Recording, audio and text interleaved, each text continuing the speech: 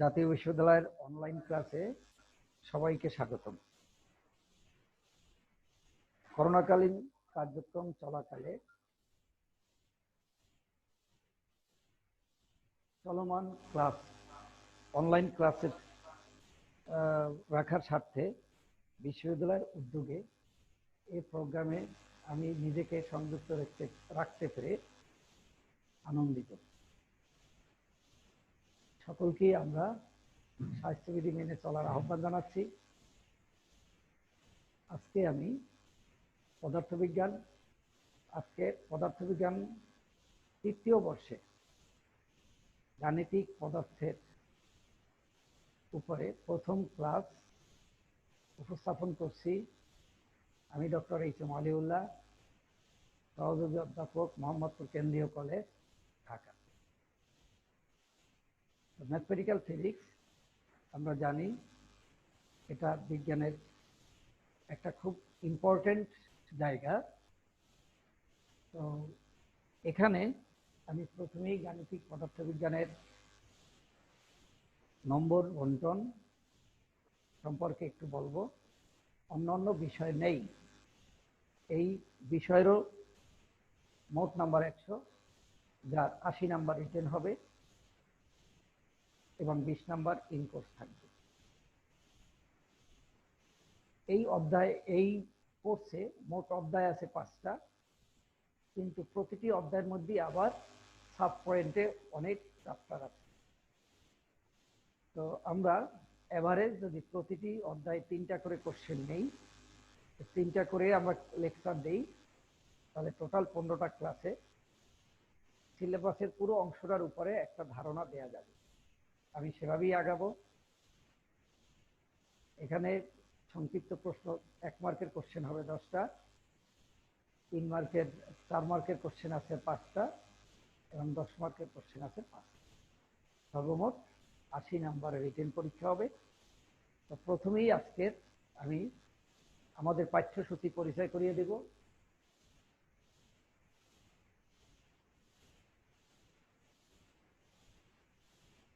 প্রথমেই আমি পাঠ্যসূচির সাথে পরিচয় করিয়ে দেব যে আজকে ফার্স্ট চ্যাপ্টারের কমপ্লেক্স ভেরিয়েবল, তার মধ্যে সিলেবাসযুক্ত যে অংশগুলো আছে complex number, harmonic function, analytic function, function of singular point, Cauchy's theorem, Taylor theorem, Euler theorem. আমি ক্লাস পড়ানোর ক্ষেত্রে মূলত 2টো বই এবং আমার হ্যান্ড নোটকে ব্যবহার করেছি। তো আমি ইংলিশ ভার্সনের একটা বই, বিডি গুপ্তার, একদম অত্যন্ত জনপ্রিয় একটা বই এবং খুব পুরাতন বই, বিডি গুপ্তার ম্যাথমেটিক্যাল ফিজিক্স। আর বাংলা মাধ্যম থেকেও, যেহেতু আমরা বাংলা মাধ্যমে ক্লাস নিয়ে থাকি, পরীক্ষা নিয়ে থাকি, তোমরা অংশগ্রহণ করে থাকো, সেজন্য বাংলা মাধ্যমেরও একটা ম্যাথমেটিক্যাল ফিজিক্স শেয়ার করলাম। আমি এই বইটারও হেল্প নিয়েছি। আশা করি তোমাদের এই বই দুটো সহ আমাদের ক্লাস অনুসরণ করলে তোমরা লাভবান হবে। তো আমি কমপ্লেক্স নাম্বারের আগেই, আমাদের কমপ্লেক্স নাম্বারে গিয়া ফাংশনের কথা আসবে, পরবর্তীতে একাধিকবার ফাংশনের কথা আসবে, সেজন্য আমি শুরুতে তোমাদেরকে ফাংশন বা অপেক্ষক নিয়ে কিছু কথা বলবো।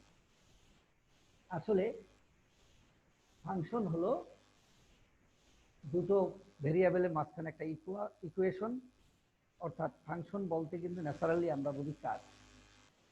তাহলে এই কাজটা এখানে যদি ইকুয়েশন আমরা দেওয়া আছে y equal to fx, function of x equal x square plus 2, অর্থাৎ ফাংশনটা ডিপেন্ড করতেছে, ফাংশন অফ x মানে কি, এই কাজটা ডিপেন্ড করতেছে x এর উপরে। এবং x এবং y দুটো ভেরিয়েবল, একটাকে আমরা ডিপেন্ডেন্ট ভেরিয়েবল বলি আর একটাকে ইন্ডিপেন্ডেন্ট ভেরিয়েবল বলি। তো ডিপেন্ডেন্ট যে অন্যের উপর নির্ভরশীল, তো আমরা দেখছি যে x এর মান যদি চেঞ্জ না হয় তাহলে y এর মান চেঞ্জ হওয়া সম্ভব না। x এর মান যদি আমি অন বলি, এখানে যদি দেখি যে x সমান, আমরা যদি দেখি এখানে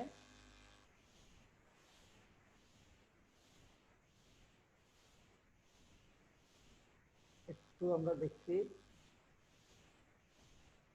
আমরা যদি এখানে x সমান 1 ধরি তাহলে y হয়ে যাচ্ছে 1 + 2 3। যদি x সমান 2 ধরি y হয়ে যাচ্ছে 6। তার মানে কি x এর পরিবর্তনের সাথে সাথে y মানটা কিন্তু চেঞ্জ হচ্ছে।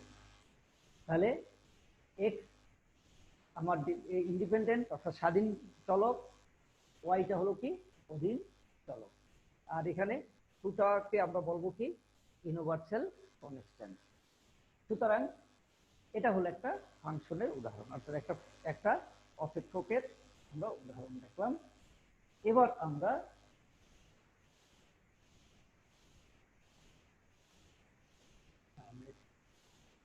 আমরা দেখব জটিল সংখ্যা, কমপ্লেক্স নাম্বার। নামের মধ্যেই কিন্তু আমরা বুঝতেছি যে এটা এত সহজ বিষয় নয়, জটিল। জটিল মানেই এটা আমরা কিন্তু সহজে সমাধানযোগ্য নয়। তো জটিল সংখ্যা হলো কি, আমরা যদি এখানে দেখি x + iy, আমরা যদি এখানে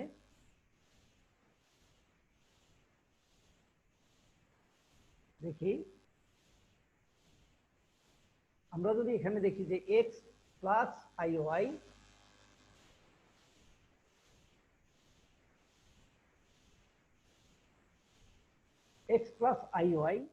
দুটো টার্মে বিভক্ত, এর মধ্যে x কিন্তু রিয়াল নাম্বার, y ও রিয়াল বাস্তব সংখ্যা।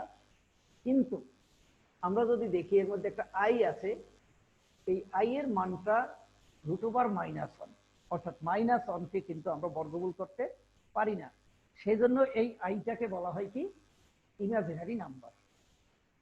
এখন এই আইটার মানটা যার সাথে থাকবে তাকেও কিন্তু সে ইমাজিনারি বানিয়ে ফেলবে। তার মানে এই জন্য এটা হলো কি আমার ইমাজিনারি পার্ট আই, আর এটা হলো কি রিয়াল। আমি যদি এটাকে z দ্বারা প্রকাশ করি, z = x + iy, z সমান কি x + iy, তাহলে এই জেডটাকেই মূলত আমরা বলবো কি জটিল সংখ্যা। এই জেডটাই হলো কি জটিল সংখ্যা, কারণ এটা কিন্তু এককভাবে বাস্তব না, এককভাবে কাল্পনিক না। তাহলে আমরা এখান থেকে কিন্তু একটু ক্লিয়ার হলাম যে আসলে জটিল সংখ্যার মধ্যে দুটো পার্ট থাকবে, একটা রিয়াল পার্ট আর একটা কাল্পনিক পার্ট। এই দুইটা সমন্বয়ে একটা ইকুয়েশন হবে, সেটাকে বলা হবে কি জটিল সংখ্যা। এখন এক্সটা কি একটা ভেরিয়েবল, এক্স এর মানটা কিন্তু ভেরিয়েবল, এটা 0 থেকে শুরু করে যে কোনো সংখ্যাও হতে পারে। যদি আমরা দেখি, আমরা একটু পরে দেখব যে z সমান ধরো আছে কি 0 প্লাস i y, ঠিক আছে, i y। তাহলে এখানে x সমান কত, এটাই x। যদি কখনো দেখি আমার x প্লাস iz আছে, i y আছে, z সমান, তাহলে এটা হতে পারে কি z = 5 প্লাস i y, তাহলে x এর মানটা হবে কত 5। তাহলে আমরা যদি বলি যে রাশির ভিতরে বা যে ফাংশনে, এটাও কিন্তু ফাংশন, z একটা ফাংশন, তার x এবং y ফাংশন। তাহলে আমরা যদি এই আইটা যার সাথে যুক্ত আছে সেই অংশটাকে আমরা বলবো ইমাজিনারি পার্ট, সেই অংশটাকে বলবো কি ইমাজিনারি পার্ট অফ z। আর যেখানে আমার রিয়াল পার্ট আছে, যেমন এখানে আমরা x, এখানে বলেছি 0, এখানে বলেছি 5, এই অংশটা যেটা আই মুক্ত, সেই অংশটাকে আমরা বলবো কি রিয়াল পার্ট অফ জে। তাহলে কি আমরা কি বুঝতে পারছি জটিল সংখ্যা কি জিনিস? হ্যাঁ শিক্ষার্থীরা, তোমরা কি বুঝতে পারছো যে আসলে জটিল সংখ্যা কি? হ্যাঁ, তাহলে শুধু আইএক্স যদি আমি বলি সেটাও কিন্তু জটিল হবে না, কারণ এটার মধ্যে কিন্তু রিয়াল পার্টটা নেই। তাহলে আমরা কি বুঝতে সক্ষম হয়েছে কিনা যে আসলে জটিল সংখ্যাটা কি, কমপ্লেক্স নাম্বারটা কি? আমরা কি এ পর্যন্ত এতটুকু বোঝা আমাদের জন্য কোনো সমস্যা আছে কিনা? হ্যাঁ, আমরা এটাকে নিয়ে আরো। আসসালামু আলাইকুম স্যার, আইএক্স এর বিষয়টা কি আরেকবার বলবেন? আচ্ছা, আইএক্স সরি আমি আবার একটু বুঝতে পারছি, এক্স প্লাস আই ওয়াই, আমি আবার একটু বলছি, এক্স প্লাস আই ওয়াই, এখানে এক্স মানে হলো কি একটা রিয়াল পার্ট, রিয়াল মান, যার মান 1 0 1 2 3 4 5 6 ইত্যাদি হতে পারে। আর আই ওয়াই, ওয়াই মানও কিন্তু আমার 0 1 2 3 4 5 হতে পারে। কিন্তু ওয়াইয়ের সাথে যখন আই এসেছে, ওয়াইয়ের সাথে যখন আই এসেছে, তখন কিন্তু আমার কি হয়েছে, এক্স এর এখানে একটা দুটো অংশে রিয়াল এবং ইমাজিনারি পার্ট মিলে আমার একটা ইকুয়েশন দাঁড়িয়েছে, একটা ফাংশন দাঁড়িয়েছে, যেটাকে আমি কি জেড দ্বারা প্রকাশ করেছি। তাহলে জেড সমান এক্স প্লাস আই ওয়াই, এই টার্মযুক্ত রাশি যেটা আছে, এই ফর্মে যেটা আছে, সেটা কি আমরা একটা জটিল সংখ্যা বলবো। ওকে, এবার ক্লিয়ার? তো আমরা এবার যদি এবার এবার ক্লিয়ার কিনা আমরা একটু দেখি, শিক্ষার্থীরা আমরা একটু এবার ক্লিয়ার করতে পারছি কিনা।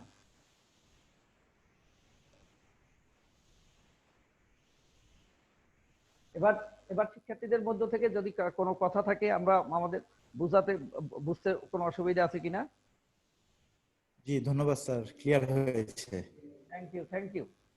তো আমরা এই জটিল সংখ্যার প্রয়োজনীয়তাটা কি, জটিল সংখ্যার গুরুত্বটা কোথায়, ইম্পর্টেন্সটা কোথায়, সেটা তোমাদের একটু বুঝতে হবে। এটা কেন আমি এত কষ্ট করে এই কাজটা করব। তো তোমরা দেখবে যে আমরা কিন্তু এটার জটিল এই যারা আমরা ফিজিক্স কিংবা ম্যাথমেটিক্স পড়ে হায়ার স্টাডির দিকে যাব, তখন আমাদের অনেক জটিল জটিল প্রবলেম সলভ করে আমাদের হায়ার স্টাডির মানে ডিগ্রিটা অর্জন করতে হবে। যেমন পিএইচডি করবে কিংবা আরো নানা রকম অ্যানালাইটিক্যাল বিষয় নিয়ে তোমরা গবেষণা করবে, তখন কিন্তু এই টার্মগুলা অনেক সময়ই আমাদের প্রয়োজন হবে। তো সেই ক্ষেত্রগুলোকে যদি আমি বলি, আমরা যে যে ক্ষেত্রে এখন পর্যন্ত আমরা এটা আলোচনা করেছি, সেটা হলো কি, একটা আছে কি বিভব তত্ত্বে, এখানে যদি আমরা বলি বিভব তত্ত্বে, প্রতিক্রিয়া তত্ত্বে, অন্তরক অন্তরক সমীকরণের ঘাত শ্রেণী সমাধানে, আর আমরা যদি দেখি যে এখানে নির্দিষ্ট সমাকলনের মান নির্ণয়, কোয়ান্টাম তত্ত্বে এবং সমতা শর্তের স্থিতিশীলতা ইত্যাদি ক্ষেত্রে আমাদের কিন্তু এই জটিল সংখ্যাগুলা প্রয়োজন হয়। এবং এটার আলোকে আমরা অনেক কিছু ক্যালকুলেশন করে আমরা কিন্তু হায়ার স্টাডির দিকে কিংবা অনেক গবেষণা দিয়ে অনেক কিছু আবিষ্কার করার দিকে আমরা এগিয়ে যাই। তো আমরা জটিল সংখ্যা জানার ইম্পর্টেন্সটা আমরা বুঝতে পারছি যে, এবং কোন কোন ক্ষেত্রে জটিল সংখ্যাটা এখন পর্যন্ত ইউজ হয়েছে আমরা সেটার সাথে একটু পরিচিত হলাম। নেক্সট আমরা দেখব কি, যে z is equal to i 1 minus i divided by 1 plus i একটা প্রশ্ন আছে। এই প্রশ্নটা কিন্তু এখন জটিল ফর্মে নেই। কেন? এটার মধ্যে রিয়াল পার্টটা কিন্তু আলাদা নেই, রিয়াল এবং ইমাজিনারি মিক্স হয়ে আছে। এটার সাথেও আমার রিয়াল একটা পার্ট, এটা পার্ট, এটাকে আমরা রেশিও করতে পারছি না। এটা যে ফর্মে আছে এই ফর্মে কিন্তু আমাদের পক্ষে রেশিও করা সম্ভব নয়। অতএব এটা আমি যদি রিয়াল ফর্মে নিতে চাই, তাহলে কোথায় গিয়ে দাঁড়ায় আমরা সেটাকে এখন দেখাবো। আশা করি তোমরা একটু খেয়াল করলে নিজেরাই পারবে। তো সেখানে যদি দেখি 1 মাইনাস আই 1 প্লাস আই, আমরা উভয় পক্ষকে, হর এবং লবকে, হর ও লবকে আমরা কি করব, 1 মাইনাস আই দ্বারা গুণ করলাম। কোথায়? এটা, ঠিক আছে। তাতে কি হবে, উপরে 1 মাইনাস আই হোল স্কয়ার হয়ে গেল, 1 এবং মাইনাস আই হোল স্কয়ার, আর নিচে এ প্লাস বি, এ মাইনাস বি। সুতরাং 1 মাইনাস আই হোল স্কয়ার, আর এটা 1 স্কয়ার মাইনাস আই স্কয়ার। আবার আমরা জানি কি, I square equal to minus 1, কারণ আই সমান কি ছিল, রুট ওভার মাইনাস 1। তাহলে আই স্কয়ার ইকুয়াল টু কি মাইনাস 1। তাহলে আমরা যদি এখানে এইটার পরিবর্তে মাইনাস 1 বসাতাম, তাহলে কি হইতো, মাইনাস মাইনাসে প্লাস 1, আর এটাকে যদি a minus b whole square formula ভাঙতাম, তাহলে কি হইতো, 1 minus 2i plus I square. তাহলে এই আই স্কয়ারের পরিবর্তে আমরা কি বসাবো, মাইনাস 1 বসালাম।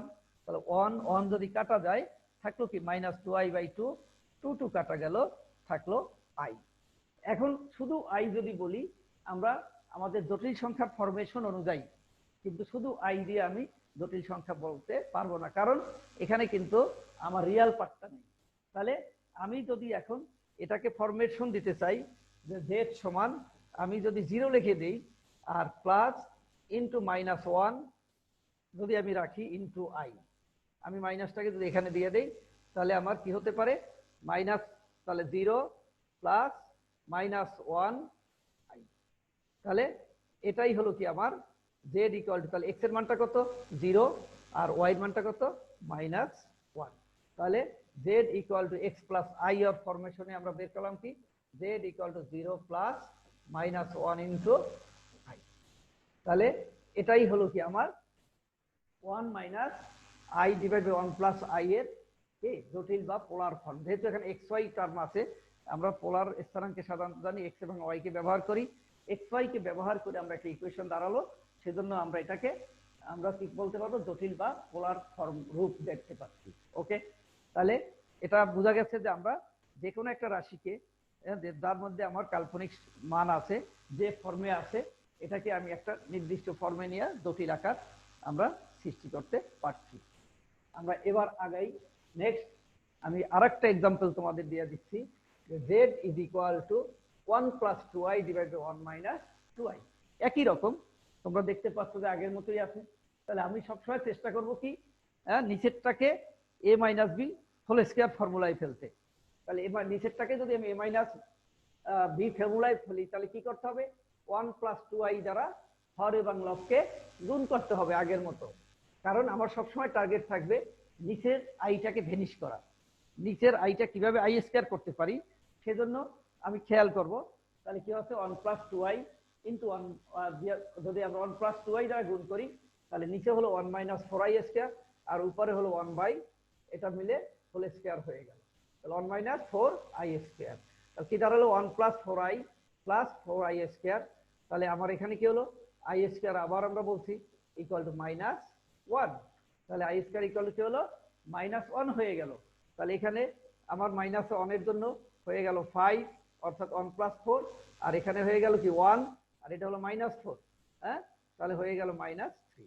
এবার যদি আমি ফ্র্যাকশন করে এখানে দেই 3/5 -3/5 প্লাস 4/5 4/5 i। তাহলে এটা হলো কি রিয়াল পার্ট, এইটা হলো ইমাজিনারি পার্ট। এখন আমি চাচ্ছি কি এই রাশিটা আমি তো এখানে বের করলাম z সমান কি বের করলাম -3/5 প্লাস 4/5i। এখন আমি এটার পরম মানটা বের করতে চাই। তাহলে পরম মান মানে কি, আমরা যেটার মধ্যে কোনো i বা অন্য কোনো প্লাস মাইনাস কোনো সিম্বল থাকবে না।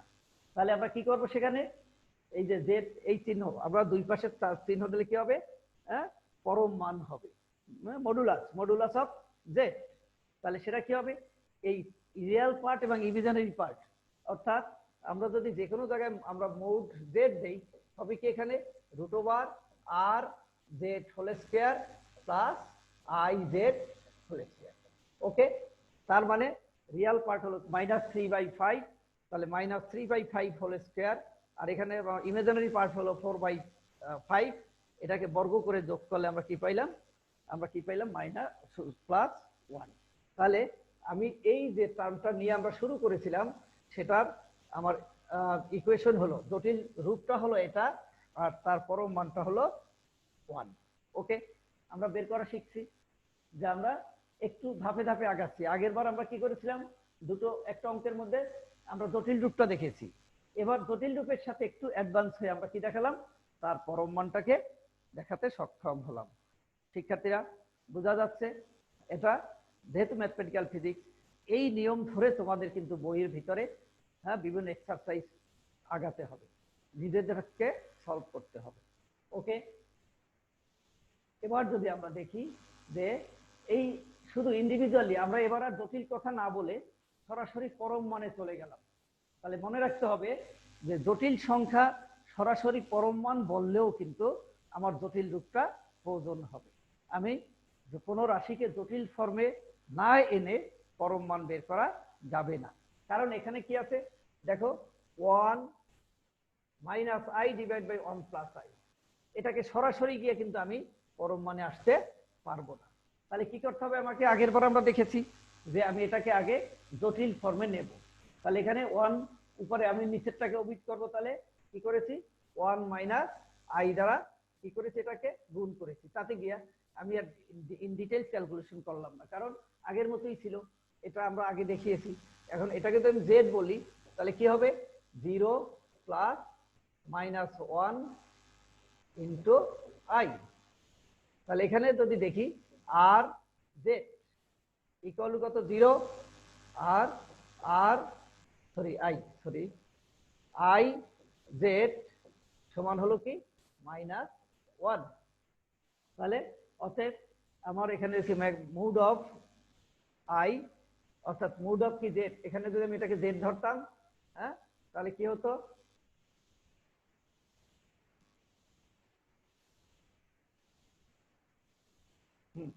তাহলে মুড ধরলে কি আসতো, 0 স্কোয়ার, রিয়াল পার্ট 0 স্কোয়ার আর হলো -1 হোল স্কোয়ার ইকুয়াল টু কি হলো, শুধু 1।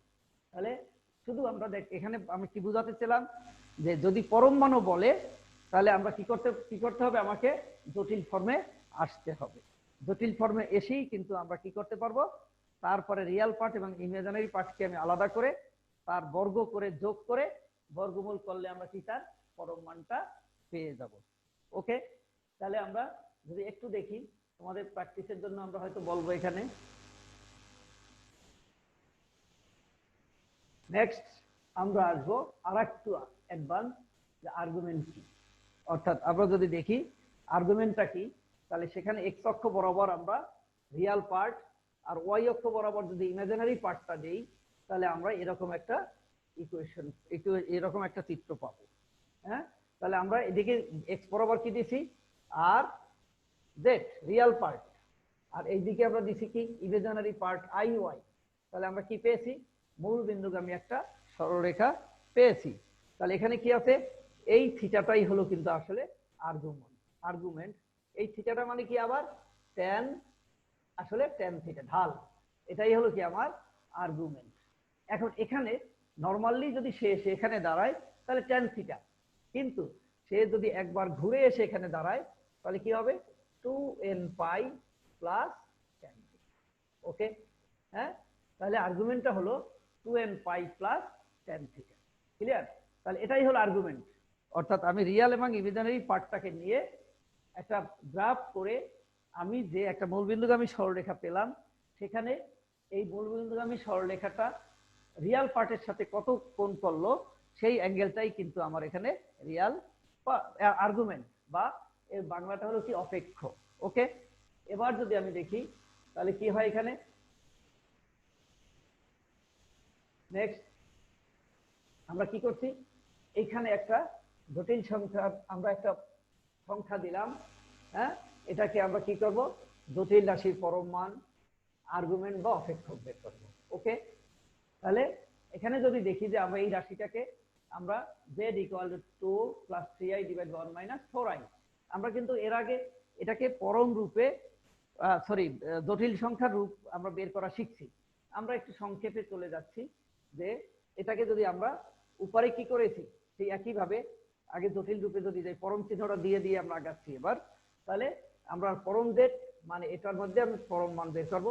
এটাকে যদি আমি এখন কি করি, এই যে 1 প্লাস বলেছিলাম, হ্যাঁ, যে নিচের অপোজিট সাইন দিয়ে, নিচের যে দুটো টার্ম থাকবে তার অপোজিট সাইন দিয়ে আমরা উপরে নিচে অর্থাৎ হর এবং লবে কি করব, এটাকে গুণ করব। সেই হিসাবে আমরা উপরে নিচে 1 প্লাস 4i এবং 1 প্লাস 4i দ্বারা গুণ করলাম। এখন উপরে হবে কি, সরাসরি আমি যদি 2 দিয়ে গুণ করি তাহলে 2 প্লাস 4i, 2 8i, ঠিক আছে, 2 প্লাস 8i। আবার 3 দিয়ে গুণ করলে 3i প্লাস 12i স্কয়ার, এখানে কি হইতো 12i স্কয়ার। তাহলে i স্কয়ারের মান কত, -1। সেজন্য একটু সংক্ষিপ্ত ভাবে আমরা বলছি, যেহেতু আগে আমরা জেনে এসেছি, আগে সিস্টেমগুলো কিন্তু দেখে এসেছি, সুতরাং সিস্টেমগুলো দেখে আসার কারণে আমরা একটু সংক্ষিপ্ত আকারে করার চেষ্টা করছি, একটু আমার আইকিউটাকে বাড়ানোর চেষ্টা করছি। তাহলে এখানে 2 3i আর 3 11i, আর এখানে হলো 12 থেকে 2 গেলে 12 থেকে 2 গেলে -10 ডিভাইড বাই 70। আমি যদি এখন রিয়াল পার্ট আর ইমাজিনারি পার্টে নিয়ে যাই তাহলে কত হবে, এখানে 10/17। তাহলে এবার ম্যাগনিটিউড হইলে আমরা এটা কি রিয়াল পার্ট, তাহলে এখানে আর জেড সমান কি হলো -10 ডিভাইডেড বাই 17। আর ইমাজিনারি পার্টটা কত? az is equal two 11/17। So আমরা ওই যে আমরা এখানে পরম আমরা কি করছি জেড, হ্যাঁ, তাহলে জেড হলো কি এই ইমাজিনারি এবং রিয়েল পার্টকে যোগ করে কি হলো 121/17। ওকে, 121/17 221/17 যোগ করলে যেটা আসলো। এবার যদি আমরা একটু আর্গুমেন্টের দিকে যাই, এখানে মূলত একটু ভুল হয়ে গেছে, এটা প্লাস হবে, এটা প্লাস।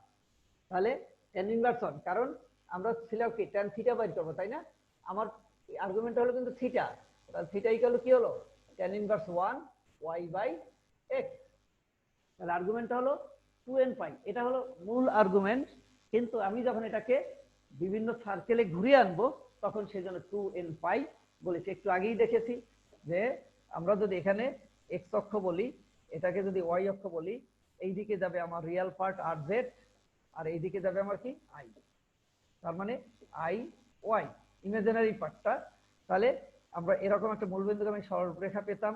আর্গুমেন্টটা হলো কি x অক্ষের সাথে লব্ধিটা যে কোণ উৎপন্ন করে। তাহলে এটা হলো, তাহলে আমরা কি পেলাম এখানে যে এখান থেকে tan 2n π, তার মানে নরমালি যদি এখানে দাঁড়াতো তাহলে থিটা, কিন্তু এটা যদি একাধিকবার একবার ঘুরে আসছে এখানে দাঁড়াতো তাহলে হয়তো 2π প্লাস tan থিটা। 2π প্লাস যদি একবার ঘুরতো, একবার যদি ঘুরতো তখন হয়তো কি 2π প্লাস থিটা।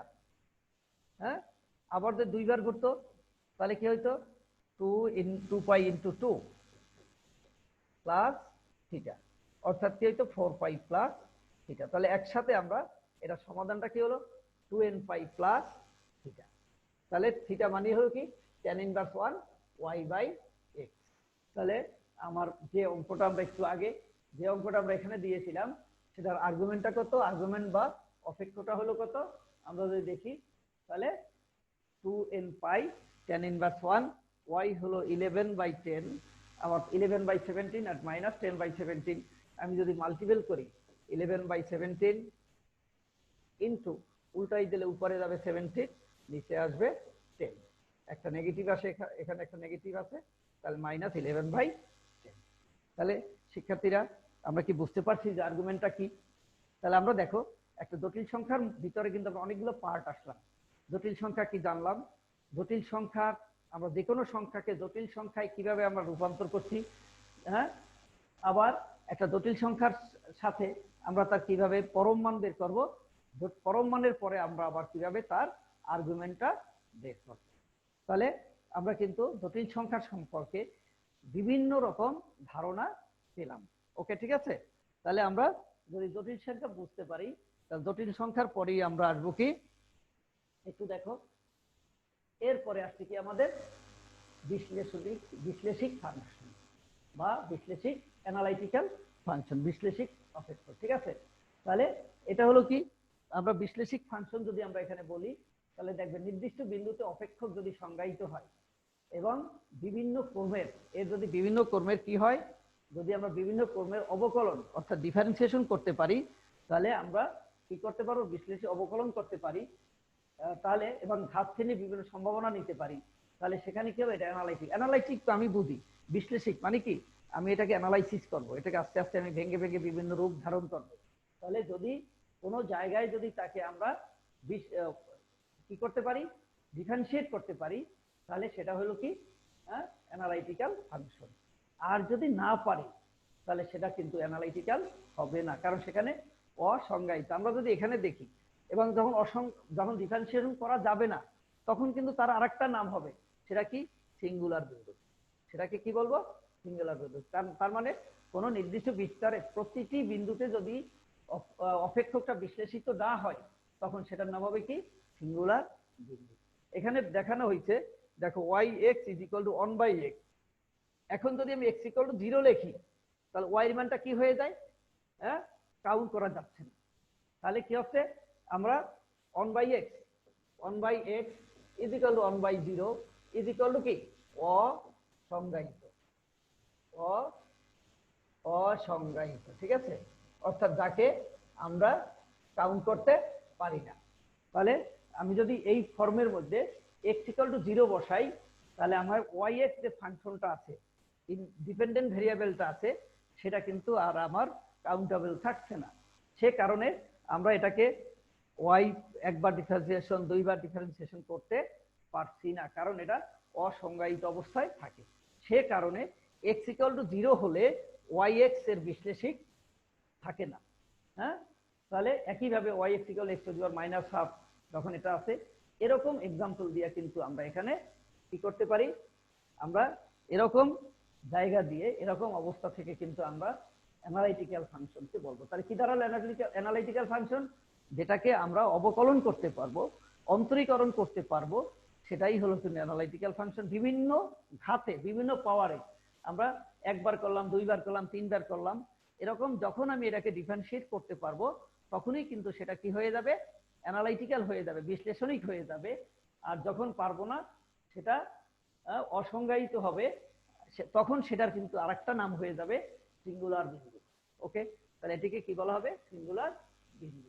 তাহলে আমরা শিক্ষার্থীরা এতক্ষণ কি জানলাম, বিশ্লেষণিক অপেক্ষকটা জানতে পারলাম। ঠিক আছে, ওকে। তাহলে এবার আমরা নেক্সট টাইম যদি দেখি যে বিশ্লেষিক ফাংশন, আবার সংক্ষিপ্ত একটা সংজ্ঞা দিয়েছি, দরকার নেই আমার।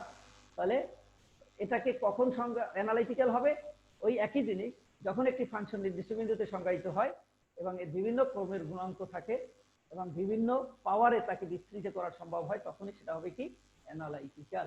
ওকে, এবার সিঙ্গুলারিটি আমরা একটু আগে বললাম। এখন দেখো, এই অ্যানালাইটিক্যাল ফাংশন সলভ করতে হলে, অ্যানালাইটিক্যাল ফাংশনকে সলভ করতে হলে আমাকে কি লাগবে, কচি রিমন সমীকরণটা জানতে হবে। কারণ কচি রিমন সমীকরণের এই শর্ত যদি মেনে চলে, তাহলেই তাকে আমরা কি বলবো, অ্যানালাইটিক্যাল বলবো। তার মানে যদি একটা ফাংশন ইউ এবং ভি এর উপর ডিপেন্ড করে, ইউ এবং ভি, যেখানে ইউটা হলো কি, আসলে আমরা যে z equal to x plus iy বলেছিলাম, তখন কি হয়েছিল এখানে, এটা হলো এক্স আর এটা হলো ওয়াই, এটার সাথে আছে কি ইমাজিনারি পার্ট। তার মানে ইউ এবং ভি এর উপর ডিপেন্ড করে যদি আমরা জেড একটা ফাংশনকে ধরতে পারি, তখন এটাকে একবার এক্স এর সাপেক্ষে আমরা ইউ কে ডিফারেন্সিয়েট করলাম, আবার এবং ভি এর সাপেক্ষে, ভি কে আবার কি করলাম, ওয়াই সাপেক্ষে। আবার যদি অপোজিট করি, যে ইউ কে ভি কে এক্স দ্বারা, ইউ কে একবার এক্স দ্বারা করেছি, ভি কে এক্স দ্বারা করেছি, আবার ভি কে ইউ ওয়াই দ্বারা করেছি, আমি ইউ কে ওয়াই দ্বারা করেছি। তার মানে ইউ এবং ভি উভয়কে যখন আমরা এক্স এবং ওয়াই রূপে ডিফারেন্সিয়েট করতে পারার পরে, এটা এই মানগুলো একবার পজিটিভ হবে, একবার নেগেটিভ হবে। Du by dx equal to dv by dy. এটাকে যদি আমি এখন ফরম্যাটটা এক্স এবং ওয়াই সাপেক্ষে, যার সাপেক্ষে ডিফারেন্সিয়েট করব, সেটাকে যদি আমি চেঞ্জ করে দিতে পারি, তাহলে কি হবে, এখানে একটা মাইনাস চলে আসবে। এই কন্ডিশনটা মানলে হবে কি, কচি রিমান সমীকরণ। আমরা এবার অ্যানালাইটিক্যাল ফাংশনটাকে যদি আমি প্রুভ করতে চাই, একটু দেখি যে এই দুইটা রূপ আমরা বলছি কি সংক্ষিপ্তভাবে, যে কচি রিমান সমীকরণ এই দুটো ফাংশনই আমার এখানে একটিভ থাকবে, এটা কি শর্ত হিসেবে আমরা নেব। আমরা এবার একটা অঙ্ক দেখব। তাহলে F Z is equal to, আমরা একটা প্রয়োগ দেখবো, এফ জেড ইকুয়াল টু কি আছে, cos 2z। তাহলে যদি হয়, এটাকে যদি ইউ প্লাস আই বি আকারে ধরি, এটা f z equal to cos z, আবার এফ জেড ইকুয়াল টু আমরা জানাইছি x u plus i v. তার মানে এক্স প্লাস আই এর সাথে কম্পেয়ার করে আমরা যদি বলি, তাহলে ইউ প্লাস আই বি, আমি এই জেড এর মানটা যেখানে জেড ছিল সেখানে 2 into x plus i y বসিয়ে দিলাম। এবার cos a plus b formula লিখলে কি হবে, cos a cos b minus sin a sin b। তাহলে ইউ প্লাস আই বি, এখানে যদি আমরা বলি যে এখানে এই ইমাজিনারি পার্টটাকে আমরা যদি বলি 2i, আইটাকে এইচ হিসাবে বলি, যেটাকে আমরা এখানে একটা এইচ নিয়ে আসি, তার মানে এটা ইমাজিনারি পার্ট হিসাবে যদি আমরা বলি, তাহলে আমরা এখানে যদি আসি, তাহলে আমরা কি পাইলাম, এখানে এখানে ইউ আর ভি এর মানটা বলা আছে, এখানে একটু উজ্জ্বল আছে।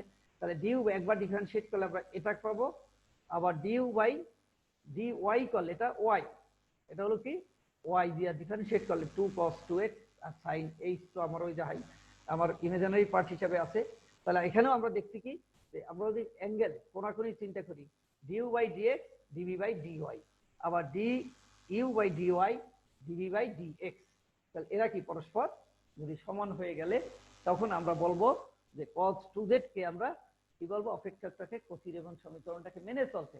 তখন আমরা সেটাকে বলবো অ্যানালাইটিক্যাল। তখন আমরা তাকে কি বলবো, এই টার্মটা কি হবে, তখন সেটা অ্যানালাইটিক্যাল হবে। ওকে, ঠিক আছে।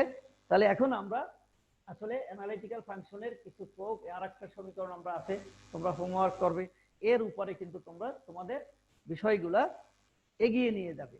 তাহলে আমরা যদি এট এ গ্লান্স যদি চিন্তা করি, আজকের আমরা যতটুকু পড়তে পেরেছি, আমরা যতটুকু ক্লাসটা নিতে পেরেছি, সেখানে কি হলো যে আমরা এখানে আমরা আমাদের সিলেবাসটা দেখেছি, ম্যাথমেটিক্যাল ফিজিক্সটা জেনেছি, এর আজকে যে আমরা ফার্স্ট পার্টের উপরে আমরা ফাংশনটা কি দেখেছি, জটিল সংখ্যাটা জেনেছি, জটিল সংখ্যার বিভিন্ন ধরনটা দেখেছি। এরপরে আমরা অ্যানালিটিক্যাল ফাংশন দেখেছি, আমরা এর বিভিন্ন অংশগুলোকে আমরা ভিন্ন ভিন্ন ভাবে জানার চেষ্টা করেছি। ঠিক আছে, তাহলে আমরা যদি এখানে আজকের আমাদের হয়তো সময় সীমাবদ্ধতা আছে, আজকের ক্লাসটা আমরা হয়তো আর অগ্রসর হওয়া সম্ভব না, সুতরাং আমরা কি করব, এখানে শেষ করে দেব। ওকে,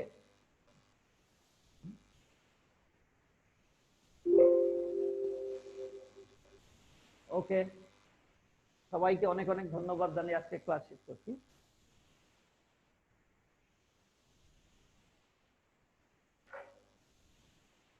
ঠিক না?